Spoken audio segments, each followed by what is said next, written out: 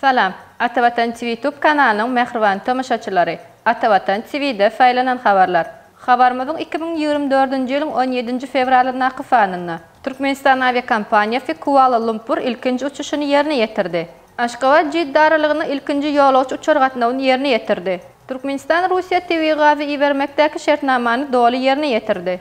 Qazaqstanda Türkmenistan'ın medeniyet günleri geçirileri yalı haberler size yetiriyarif. Mehriban tamaşaçılarımız, gelginli olsa haberlarımız bilen haf giyinçleyin tanışı olalım. Türkmenistan aviakompaniyası Kuala Lumpur'a ilkinci uçuşunu yerine getirdi. Türkmenistan aviakompaniyasının yolcu uçarının Kuala Lumpur şehrine ilkinci uçuşu davara bilen karşılandı. İlkinci uçuşu yerine getiren uçarın baj havalarını ve 228 yolcuğunu Türkmenistan'ın Malazya'daki ilçesi Muhammed Niyaz Maşalov ve Malazya'nın Siyahatçılık Fınıvat ve Medeniyet Ministri Dato Shiri Tianon Kingsin karşıladılar. 15 fevraldan başlap değişiklikte 289 ve 368 orunluk Boeing 777, 200'lere hem de 777, 300 kısımlı yolcu uçarlar Aşgabat ve Kuala Lumpur şehirlerine heptede iki uçuşu yerine getiriyerler. Aşgabat'tan her heptenin çarşamba ve perşembe günleri amalaştırılan bu tebe yolcu uçarı Uğri, Malazya bilen Merkez Asya'nın yurtlarının ve Rusya'nın arasında hava qatnağlarını işçileştirmeye gönüktürülendir. Aşgabat'tan Kuala Lumpur'un arasındaki uçuşun devamlığı 8 saat 10 minut devam edip Malazya'nın paytahtına en tez amatlı fiyahatı üpçün ediyor.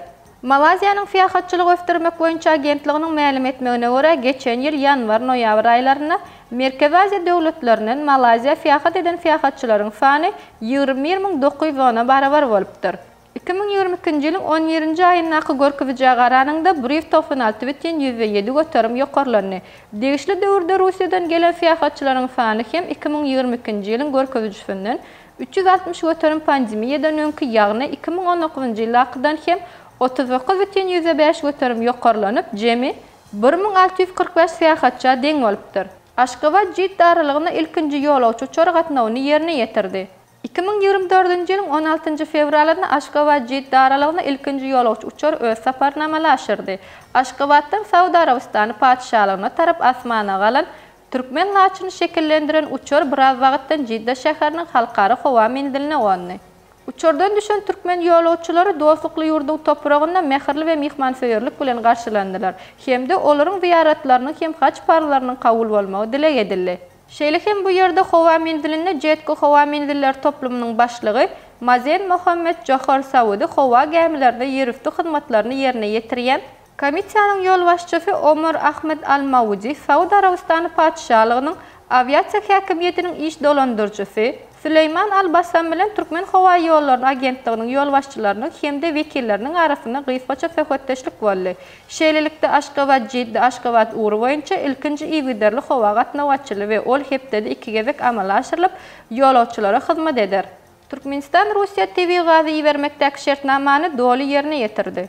Türkmenistan 2023 yılda Rusya Federasyası'na gaz üçümçülüğü baradaki şartnamanı doğru yerine getirdi. Bu barada Rusya Federasyası'nın Türkmenistan'daki ilçesi Ivan Volinkin jurnalistlere beren beyanatına belirtip geçti.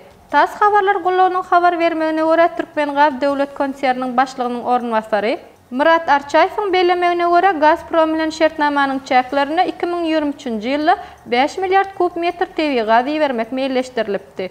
Gazprom bilen Türkmen toparının arasındaki şartnama 2024 yılda hem hareket edýär. 2022 yılda Türkmen gaz agzalyp geçilýän şartnamanın çeklerine Rusya 5 milyar kub metr TV gaz iýerilipdi. 2021 yılda bu görkevji 10 milyar kub metre deň bolupdy. Rus ilçisi 2022 yılda iki yurdun arasındaki 1,106 milyar dolardan geçenligini belläp, 2023 yılın yanvarında Aşgabat'ta geçirilen Türkmen-Rus İşevir Forumunun netijesinde işevirlik hizmetdaşlığının hassa işçileşecekdigini belledi. Ivan Volinkin Rusya'nın Türkmenistan'ın esası 5 tövda hizmetdaşının biridigini belläp, ykdysady hizmetdaşlyk boýunça Türkmen-Rus toparynyň netijeli iş alyp barýanlygyny aýtdy. Ol Türkmen-Rus toparynyň nowatdaky meclisiniň hemde Türkmen-Rus 2-nji İşevir Forumunyň şu ýylyň 1-nji ýarymyna geçirmegen gözeňli tutulýanlygyny bellädi. Gazagystanda Türkmenistanyň medeniyet günleri geçiriler. Türkmenistanyň Gazagystanyň ilçesi Batır Rejepow, Gazagystanyň medeniyet we maglumat ministriniň orunbasary Erbol Alikulov bilen doşdy. Qazaqstanyň Medeniyet ministriniň habar bermegine görä, Türkmenistanyň şu ýylyň iýunyny Qazaqstanda geçirjek Medeniyet günlerini Qazaqstanyň bolsa, oktyabr aýyna Türkmenistanda geçirjek Medeniyet günlerini görülýän taýýarlyklary barada pikir alşyldy. Şeýlekem Aşgabatda çeperçilik fergefi, Qabak kinonyň güni hemde Qabak sunut ufatlarynyň konsert maksatnamasyny geçirmek beýleşdirilýär. Hormatly tamaşaçylarymyz, saýlanan habarlarda feýtirmekden habarlarymyz şulardan ibaret. Şeýlekem ýurdumyz wagt bolup geçen täzeliklerden ilkinji bolup habarly bolmak isleýän bolsaňyz, Atawatan TV YouTube kanalyny iýerlemege dowam ediň. Özüňiz we gerekli peýdaly maglumatlar almak isleýän bolsaňyz, Atawatan Türkmenistan halkary jurnalynyň atawatanturkmenistan.com saýtyndan okap bilersiňiz. Gepleşiklerimiziň indiki fanyna görüşýänçe hoş sag bolun.